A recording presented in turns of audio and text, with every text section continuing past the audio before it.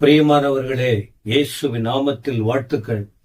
கர்த்தருடைய பெரிதான கிருபையினால் மீண்டும் ஒரு முறை இந்த 21 நாள் ஜபத்தின் இன்னும் ஒரு நாள் இந்த நாளுக்காக நன்றி சொல்லுகிறேன். கர்த்தருடைய கிருபையினால் அவர் ஒவ்வொரு நாளும் நம்மை நடத்தி கொண்டிருக்கிறார். நம்முடைய வாழ்க்கையில் இன்றைக்கும் ஒரு வார்த்தை என்னன்னு சொன்னா, தேவனுக்கு நம்முடைய வாழ்க்கையை ஒப்பு கொடுக்க கடமைப்பட்டு இருக்கிறோம். ஆண்டவருக்கு நம்முடைய வாழ்க்கையை ஒப்பு கொடுக்கணும். அப்போ ரோமர் 6ஆம் அதிகாரத்துல சில வார்த்தையை உங்களுக்கு நான் குறிப்பிட விரும்புகிறேன். 6ல தேவனுக்கு ஒப்பு கொடுக்கிறதுனா என்ன? 6ஆம் அதிகாரம் 11ஆம் வசனம் படிக்கிறேன் பாருங்கள். அப்படியே நீங்களும் உங்களை பாவத்திற்கு மரித்தவர்களாகவும் நம்முடைய கர்த்தராகிய இயேசு கிறிஸ்துவுக்குள் தேவனுக்கென்று பிழைத்திருக்கிறவர்களாகவும் எண்ணிக்கொள்ளுங்கள். நமக்கு ஒரு தெளிவான எண்ணம் தேவைப்படுகிறது. தெளிவான எண்ணம் தேவைப்படுகிறது. ஏன் அப்படின்னா, நம்ம யாரு, எங்க இருந்தோம், எங்க பிறந்தோம், எப்படி நம்முடைய வாழ்க்கை என்பதை யோசிப்பது இல்லை. அப்ப நாம் அந்த ஒரு தெளிவான யோசனை உங்களுக்கு வரட்டும் என்று தெளிவு பெற்றதான பவுலடிகளார் இந்த வார்த்தைகளை தெளிவாய் சொல்லுகிறார். நீங்க யார் தெரியுமா? உங்களை பாவத்திற்கு நீங்கள் மரித்தவங்க. பாவம், நிறைய பாவம். நாம பாவத்துல பிறந்தோம், பாவத்தில் உழன்றோம். அதனால பாவத்துல இருந்த நாம பாவத்திற்கென்று மரித்தோம் என்பதை நீங்க புரிந்து கொள்ளுங்க. ஆனால் நம்முடைய கர்த்தராகிய கிறிஸ்துவுக்குள் தேவனுக்கென்று பிழைத்திருக்கிறோம். அப்போ முன்பு நம்முடைய வாழ்க்கையில் பாவம் மேற்கொண்டது, நாம் அதற்கு அடிமையாயிருந்தோம். அந்த பாவத்தின் கொடூரம் நம்மை நடத்தி வந்தது. ஆனா என்றைக்கு ஆண்டவராகிய இயேசு கிறிஸ்துவை தெய்வமாய் ஏற்றுக்கொண்டோமோ அந்த நாள் முதல் இந்த வாழ்க்கையை ஆண்டவருக்கு ஒப்பு கொடுத்ததினாலே நாம் இப்பொழுது பிழைப்பது என் பலத்தால் அல்ல, என் ஞானத்தால் அல்ல, என்னுடைய திறமையால் அல்ல, எனது காரியம் அல்ல. கிறிஸ்துவ நம்மோடு கூட இருக்கிறதினால் அவருக்காக பிழைத்திருக்கிறோம் என்று நீங்கள் நினைச்சு பாருங்க, எண்ணிக்கொள்ளுங்கள்.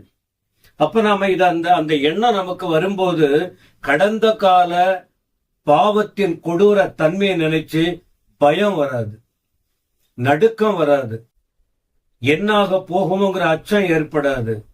என் ஆண்டவர் எல்லாவற்றையும் மாற்றிட்டார். இன்னைக்கு நான் அவரோட இருக்கிறேன். அவர் என்னுடைய தேவனாக இருக்கிறார்.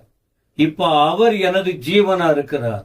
அவருக்குள் இப்ப நான் வாழ்ந்துகிட்டு இருக்கிற இந்த நினைவு வந்து விட்டாலே, சில நேரத்துல சொல்வாங்க, ஒரு மனுஷனுடைய காரியம் அவன் நினைச்சு நினைச்சு நினைச்சு அந்த நினைவுகளே அவனை கொன்று விடுகிறது.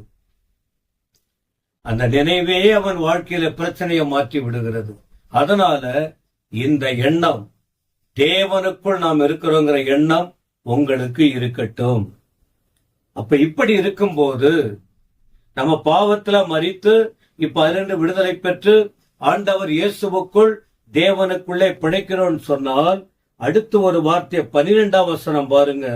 ரோமர் 6:12 ஆகையால் இப்படி நீங்கள் தேவனுக்கென்று பிழைக்கிறதினாலே, தேவனுடைய ஜீவன் உங்களுக்குள்ள இருக்கிறதினாலே, பாவத்துக்கு கீழ்ப்படியத்தக்கதாக இந்த சரீரத்தில் இருக்கிற ஆசைகள், இந்த சரீரத்தின் உணர்வுகள், பாவத்திற்கு கீழ்ப்படியத்தக்கதான ஒரு உணர்வு வரும்போது சாவுக்கேதுவான உங்கள் சரீரத்தில் பாவத்திற்கு இடம் கொடுக்க கூடாது, உங்களை ஆட்சி செய்யக்கூடாது என்று கூறுகிறார்.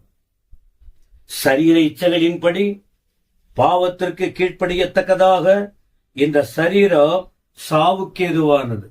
1 கொரிந்தியர் 15ஆம் அதிகாரத்தில் கூட நீங்கள் படிக்க முடியும்.